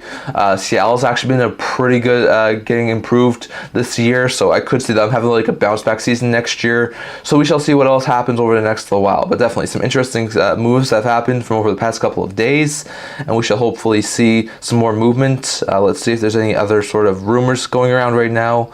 Let's see. Hold on. Nope, nothing else right now. I do wonder if we could see Vegas maybe make a big splash. Maybe the other team gets Ehlers or Natchez or Marner, so we shall see on that. Maybe that's why they haven't been so huge on the free agent market so far, but we know they usually making some sort of a big splash, so we shall see what happens with Vegas. Let's see. It sounds like Stevenson's heading to Seattle, so that could be interesting. So we shall see what else happens there. Guys like Gostisbehere, Walker could still be available and half for the right price, so interesting stuff there. So some interesting stuff for Seattle's actually looked like they've improved maybe the most of the Pacific Division teams. I mean, adding Stevenson and Montour is a really good. I mean, the Oilers lost a lot of their depth. The Knights just lost Marchessault and Stevenson. As much as they're still going to be a really good team, that does hurt them a little bit. And I'm not exactly sure what else they could do today. Vancouver's lost Lindholm and Zadorov. I know adding DeBrusk is really good, but still, Canucks are probably going to take a little bit of a step back next year. Wouldn't be overly shocked if Edmonton took a bit of a step back. LA lost a couple of really good pieces. I could see them still be a really good team, especially with a better goaltender, but I wouldn't be overly surprised if they took a tiny step back. I could see Seattle being in a really good position next year, potentially maybe back in a playoff spot. So we shall wait and see, but Stevenson and Montour are going to be really good additions there for the Seattle Kraken. So interesting stuff there. So we'll have to wait and see what else happens. Let's see if there's any more signings that have happened. Hold on a minute here. Yes, there's one more signing that has been updated here. Let's check it out. And that's Stevenson. So Stevenson signs a 7-year deal in Seattle with a view of $6.25 million. That's a major bump in pay from his $2.5 million he had this past year. So that's a pretty good deal, in my opinion, for the Kraken to get Stevenson. And he can play center. He can be a solid second-line center, or he can even play wing and be a solid speedy winger for that team. So this is a pretty good pickup there for the Kraken to get Stevenson. And I think he should be able to help round out that top six really well for the Kraken. So I do wonder if the Kraken maybe make some moves now. The Kraken, after this signing, actually still have quite a bit of cap space. They have $10 million in cap space. Now, I do need Stein, Beniers, Tolvanen, so they will have to still sign some more players to their teams, to new contracts. So I'll be interested to see what else happens there for the Kraken. But interesting stuff so far to see Montour and Stevenson go to Seattle. So Seattle's one of my favorite teams, and good to see that they're actually doing quite well. And I wouldn't be overly surprised to see them back in like maybe at least a wild card spot there for the Kraken next year. So we'll have to wait and see on that. But definitely some interesting moves. Ron Francis isn't known for going after big pieces in free agency, so to see him go after both Montour and Stevenson and give them 7-year deals is a pretty good move there for the Kraken. So interesting stuff so far. We shall see where the rest of the dominoes drop. Like I said, I'll be with you for about the next hour and a half, maybe a little less, maybe a little bit more. So we shall see what happens there. But at this point in time, 9 of my top 10 players on my free agent list have been taken off the board. The only guy left is number 10, which is Jeff Skinner. We shall see if he winds up signing today or if he goes and finds a new fresh start elsewhere. So we shall see, but that's some interesting updates there from the so far from the free agent list to see those guys wind up going there. So interesting stuff there. So let's see what else we got from over the past little while. Let's see if there's any more signings from the past little while. 74 no. So there's still all those signings. So interesting stuff there. Lots of interesting players have been signed. Like I said, we should have a 35-team trade bait list in the not too distant future. So interesting stuff at this point in time. So some interesting signings that have happened over the past while. Definitely let your guys' thoughts down in the chat below. Are you surprised by anybody going anywhere? Are you surprised by any of the players who have not signed yet? Who do you think are you most surprised by going places? Are you surprised Marshall going to Nashville, Stamkos going to Nashville, Shea going to Nashville, Pesci and Dillon going to New Jersey, Toronto getting OEL and Stellars, and a guy like Tanev? Are you surprised by the Kraken getting Stevenson and Montour? Are you surprised by Tampa getting Gensel? Definitely let you guys thoughts on what you think so far down in the comment section below on how the free agent list has done so far. So definitely let you guys thoughts on that. But definitely love to hear guys' thoughts on what happened so far. But definitely, some teams that definitely look like they're improving a ton over the past little while. So some interesting moves at this point, and we shall see if anything more happens. The hour and a half, so we shall see if there's anything hugely significant that happens between the time I end my live video and the time I stop recording for today's. I might do one more video today, depending on how the other 3 videos I have currently trying to work out go. But I might just leave whatever happens after I shut off this live video for tomorrow, so we shall see. But still, some interesting signings, and we should still have some more signings from over the past little while. So interesting stuff at this point. So we could see some more interesting trades from over the next little while. Signings. Do wonder if we do see some more moves over the next little while. So we shall see. But that's interesting to note so far at this point in time. So we shall see what else happens. So interesting to note. So interesting to see. A lot of people do think that with the Kraken adding a defenseman, they could look to move one. Teams who need some more defensive help could be looking at a guy like maybe Adam Larsson. I've talked about Adam Larsson potentially being a trade chip over the past little while. Larson's a really good top 4 right shot defenseman, but he's interested in for his deal now with Montour in the fold. I'm not sure if they really need him, so I could see Larsson be moved. I do wonder if the Canadiens continue to try and move guys like Gallagher, Dvorak, Armia, Savard. So I do wonder if that's a possibility there for the Canadiens. I do wonder if we could see some more other potential options there. So we shall see exactly what happens there. But interesting stuff so far to see all of that happen. Let's see what else happens over the next little while. Let's see if there's any more. Oh, it looks like there is a couple more, or maybe just one more update. The Florida Panthers have signed Rasmus Asplund, who's a depth player, 1 year, $75,000. Not too surprising there. I think that's the only signing from the past little while. Yep. That's the only sign from the past while. So interesting stuff there at this point. So some teams have definitely made some improvements to their teams. Some teams have definitely taken a bit of a step back. So teams who I think at this point in time, just after the first few little while, could maybe take a step forward, who make the playoffs this year, who missed the playoffs. Just my early predictions. So if you look at the 8 teams in the Western Conference who missed the playoffs this year, San Jose made a good signing to Foley. They've done some really good things. I can't see San Jose making the playoffs next year. Chicago's done a couple of really good things as well, trying to add some pieces. They added Teravainen, they added Bertuzzi, Martinez, Maroon, Smith, Brossois. So they're going to be a much more competitive team. Wouldn't be surprised if they found a way out of the bottom 5 of the league, but I wouldn't be overly surprised if the Hawks were a team who winds up still missing the playoffs. Like, I don't think they're ready to make the jump to the playoffs next year. Maybe the year after you could maybe say that, but I definitely don't think next year they'll be able to make the jump to the playoffs. If you look at the other 6 teams who missed the playoffs, Blues. Before continue responding to Tony, Anaheim has not signed anyone up to this point. It's been a little bit surprising to see that the Ducks did not make any signings, given the fact that there was a lot of people who thought that they would go after a top 6 forward and a top 4 defenseman. But at this point in time, Tony, no one has actually signed in Anaheim, so we'll have to wait and see on if anyone does wind up signing in Anaheim. I could see some interesting pieces. There's still some really good forwards, some defensive players who could wind up signing in the Ducks organization, so we shall see. I do also wonder if maybe the Ducks could be a landing spot for a guy like maybe Rutger McGrady or Nikolai Ehlers or Natchez. We know the Ducks really want to try and improve on this rebuild, so I wouldn't be overly surprised if the Ducks made some moves today, but at this point in time, as of the chatter, as of Tony's asking, there's been no comments, there's been no signings at this point for the Ducks, so interesting stuff there. But at this point, the Ducks have not signed anyone, so interesting stuff there. Going back to seeing who I could see wind up making the playoffs next year after the moves that have happened today. So we could see some interesting, like, I don't see Chicago, as much as I've improved today, I don't see making the playoffs next year. I don't see San Jose making the playoffs next year. The other teams who miss the playoffs, Calgary, I think they probably don't make the playoffs next year. They're not going to have Markstrom. As much as Wolf's a really good goaltender, he's probably still going to need a little bit of time to get up to speed. They don't have Vladar, it sounds like, for the start of the season. Their defense, as much as it's still all right, is not the greatest. Their forward group is not the greatest either, so I think Calgary's probably going to miss the playoffs again next year. Seattle, I could definitely see take a step forward. I think they're going to have a couple of players who have better seasons, like Beniers was not overly good last year. If Grubauer can find his form, if they don't move on from Grubauer, and Decor continues to be a solid 1A goaltender, they added Montour, they added Stevenson, I could easily see Seattle crawl back into the playoff mix, so I wouldn't be always surprised about that.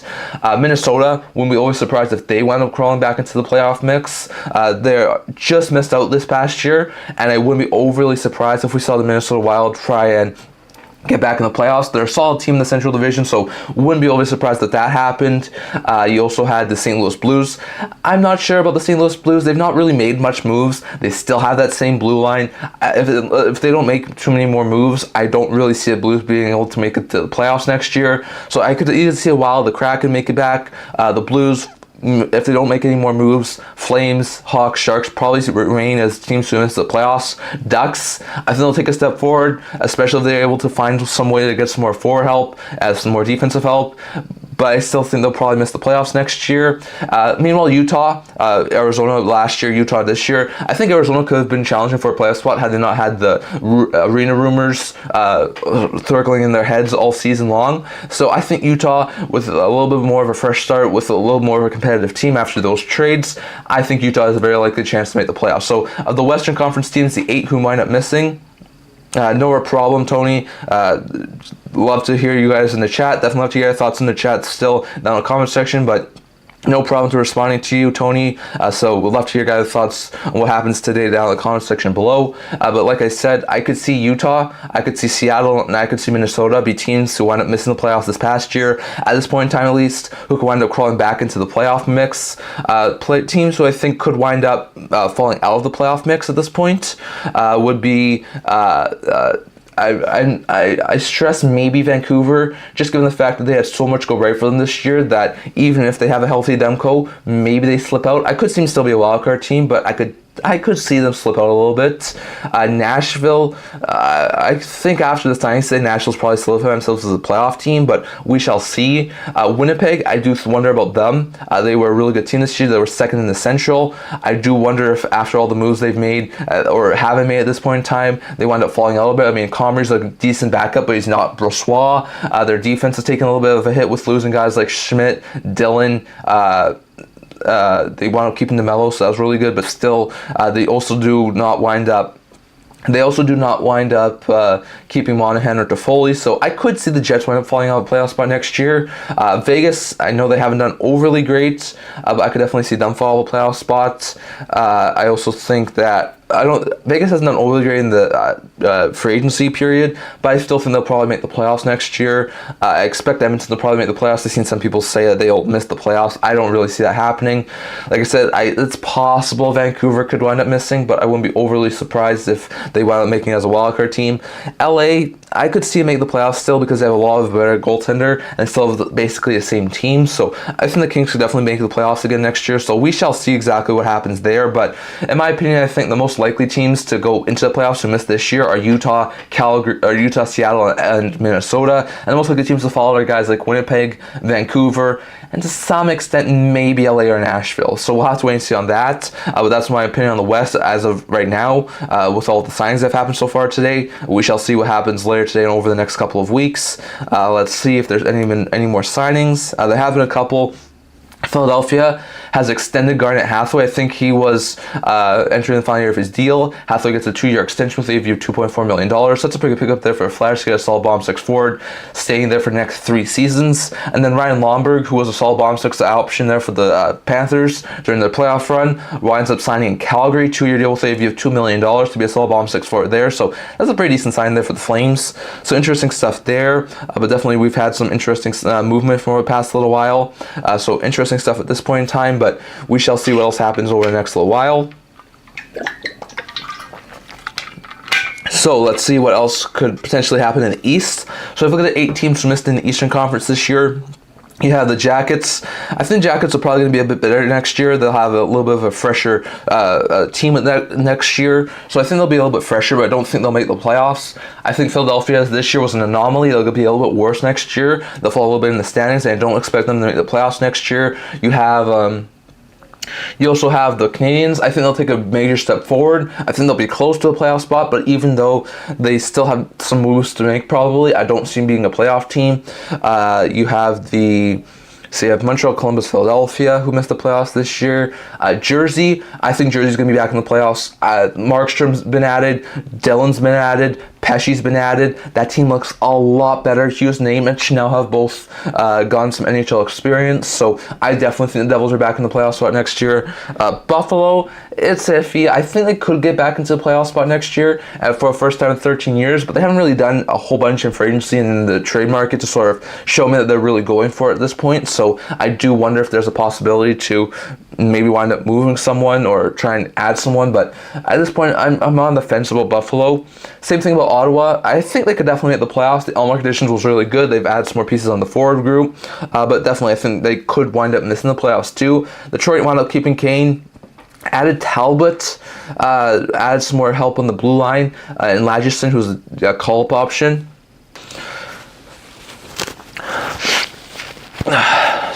Add some more help on the blue line as a call-up option in Lagesson. So I'm not sure Detroit will be able to replicate what they did last year, and I wouldn't be overly shocked if they wound up moving down a little bit. So I wouldn't be always surprised that Detroit wound up missing the playoffs next year again.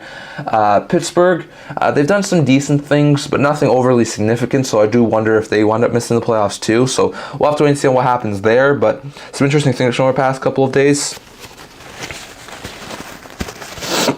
So interesting stuff at this point in time, but I do think that Jersey will definitely be making the playoffs next year. Buffalo, Ottawa, Pittsburgh, Detroit are really on the fence in my opinion. I mean, if I had to pick at this point in time, I could easily see Ottawa make the playoffs, given they have a better goaltender this year. Tkachuk's going to be motivated after Matthew wound up winning a cup this year, so I could see Ottawa make the playoffs. I'd probably say Detroit winds up missing because I'm not sure if they'll be able to get the goaltending they need at this point in time. On top of that, I'm not sure if they have the forward group to sort of replicate what they did last year, so I think that Detroit will probably wind up taking a little bit of a step back. If you look at Pittsburgh and Buffalo, Pittsburgh has a lot of really good players. I could see them do a really good job getting some more pieces next year, maybe trying to go on a little bit of a deeper one. I'll probably say Pittsburgh still misses next year and Buffalo makes it, but that could easily be a flip-flop. So I'll probably say at this point in time, Ottawa, Detroit, Ottawa, Jersey, and one of Pittsburgh or Buffalo wind up making the playoffs maybe next year after missing the playoffs this year. If we get teams who made the playoffs last year who probably missed this year, I don't see Carolina falling out. I don't see the Rangers falling out. I don't see the Leafs falling out. As much as the Panthers had some major subtractions today, I don't see the Panthers falling out. I don't really see the Bruins falling out, especially after Lindholm and Zadorov deal. I could see them be a little bit lower in the standings, maybe a wildcard team, but I wouldn't be overly surprised if they continue to make the playoffs next year. I think the Islanders could fall out. I'm not sure if they'll be able to replicate what they did last year, so it'll be interesting to see what the Islanders do, but I wouldn't be overly surprised if we didn't see anything from the Islanders over the next little while, that maybe the Islanders wind up falling out. I do wonder if we could see... let's see. I do wonder if the...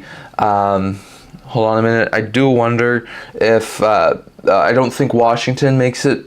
Washington's really interesting because they made a lot of really good moves this year. So I'm overly surprised that they maybe made it back next year. But the Islanders, Capitals are two teams I think could wind up falling out. The other team who made the playoffs last year was Tampa. I like the Gensel signing. I think it was pretty good for them. Gensel can score 40 goals. Stamkos scored 40 goals last year. So it's a pretty decent move there for the Bolts. But I'm not sure if that puts them back into top tier contention. They still don't have a whole bunch of really good depth, especially on the blue line. So at this point in time, I'll probably say no, I don't see the Bolts making the playoffs. I'll probably say the Bolts fall out of the playoff spots and one of the the Capitals or the Islanders fall out of the playoff spots. So interesting stuff there, but at this point in time, that's what I think. Hold on a minute here. Let's just check if there's any more signings. Yes, there's been 4 more signings. Really good things here.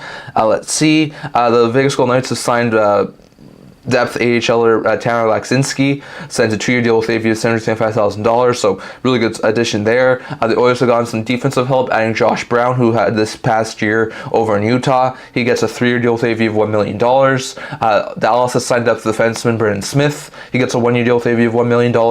And Buffalo has signed Jacob Bryson, who he didn't leave a qualifying offer for yesterday. He gets a 1-year deal with a fee of $900,000. So interesting stuff there from the Buffalo Sabres. So interesting at that point. Some interesting moves at this point. I do wonder if we see maybe an offer sheet or something. Could we see an offer sheet? There's a lot of really good RFAs at this point in time, so I do wonder if we see something like that. Let's see if there's anything else. It sounds like Duclair is going to New York. That could be an interesting addition there for the Islanders after Duclair had 24 goals this past year. It sounds like Eric Gustafson's heading to Detroit, according to Elliot Friedman. It sounds like the Penguins are talking contract extension with both Marcus Pettersson and Sidney Crosby, so we'll just see what happens with them. Nicholas Aubue-Kubel sounds like he's signing in Buffalo. Let's see what other things they could do. Let's see. Hold on a minute here. Matt Dumba and Brendan Smith are both going to Dallas, it sounds like. So it sounds like Dumba's going to Dallas. That could be a really good pickup there for the Stars, especially after losing Tanev. So interesting stuff there.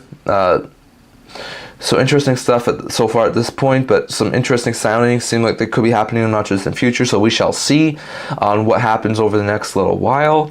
Let's see, hold on a minute here. Let's see, hold on. No more signings at this point. So some potential signings happening over the next little while, but still at this point in time, not anything hugely significant. But it sounds like Dumba's going to Dallas and Duclair's going to New York. So we shall see what else happens. But some interesting signings from happening from the first day of free agency. Like I said, I'll do some more updating over the next little while. Like I said, potentially later today, tomorrow, over the next couple of days. So hopefully we're going to continue to run smoothly and we do some really good things. So some interesting stuff from our past little while.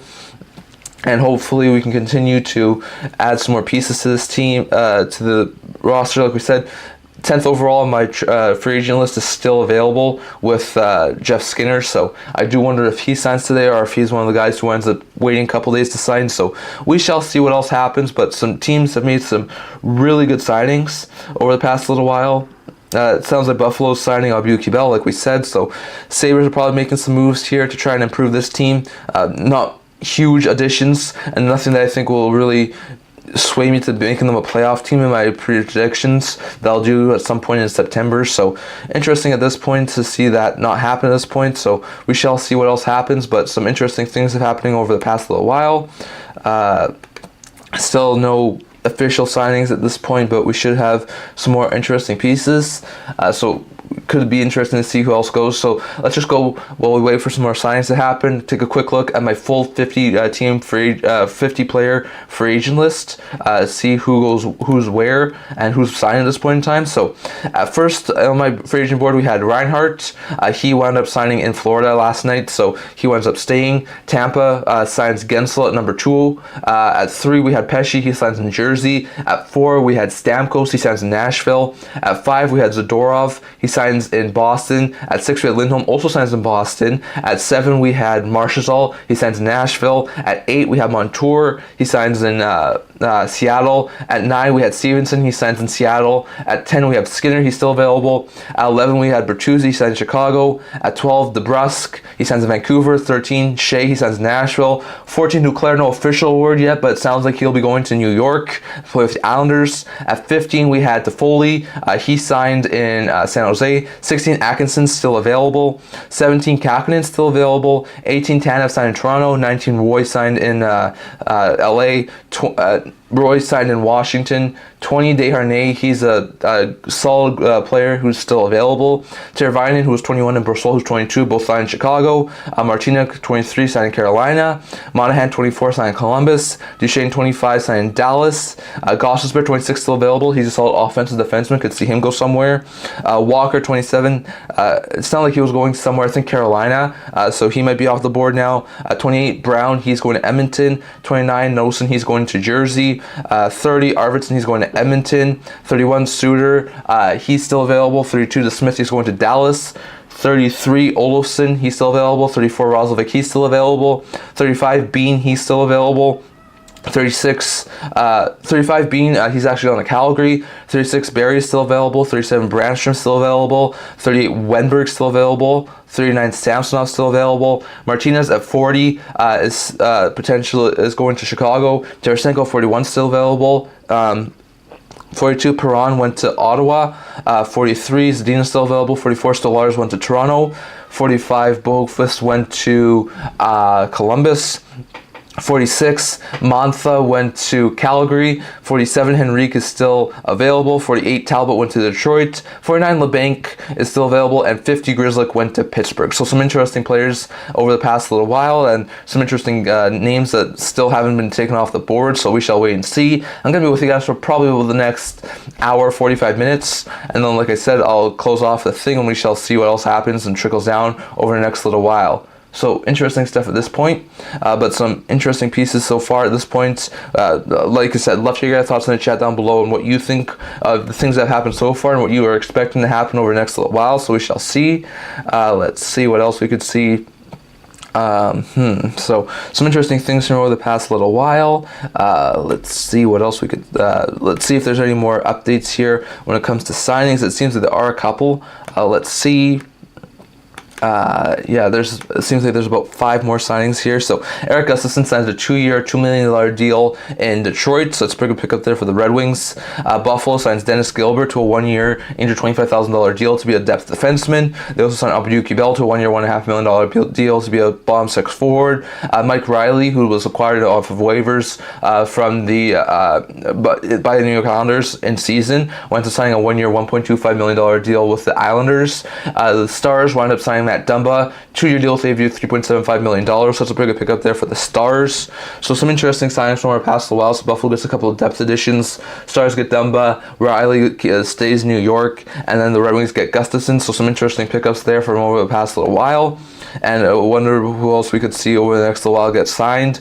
Like we said, we are almost 2 hours now into free agency, so we shall see what else happens. But some interesting things happening over the past little while. At around 11:45 a.m. Pacific time, I will do a quick recap of all the signings that we've had and see if anything trickles down over the last couple minutes. And then, like I said, around 12 p.m. Pacific time, I will at around 12 p.m. Pacific time, I will try and wrap up. So we shall see what else happens here.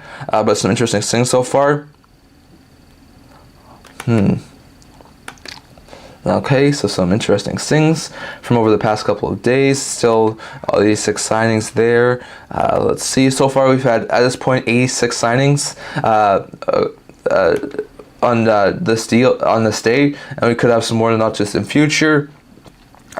Sounds like Pittsburgh's trading Riley Smith to the Rangers. So we did talk about him being a potential trade option there. I think he was going to be on my 35-player trade bait list. So it sounds like Pittsburgh will be trading him to the New York Rangers. Wonder what the return will be for the Penguins. But some interesting things from the past couple of hours.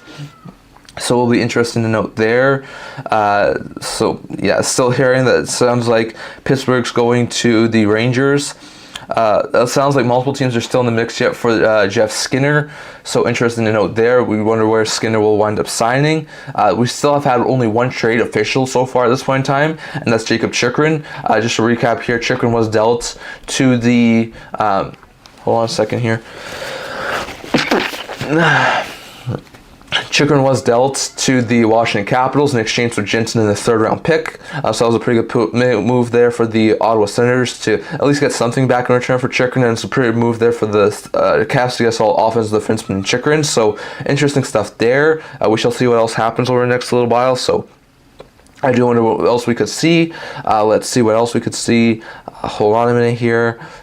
Let's see what else we could see here. We have had one more signing. That's Max Jones, who wasn't qualified last night by the Anaheim Ducks. He signs a 2-year deal in Boston with an AV of $1 million. So pretty good bottom six addition there for the Boston Bruins to sort of replace a guy like a Danton Heinen who left. So interesting stuff there. Let's see what else we could see here. Hold on. Still, like I said, I don't think we've seen any trades. Lots of interesting signings from each team.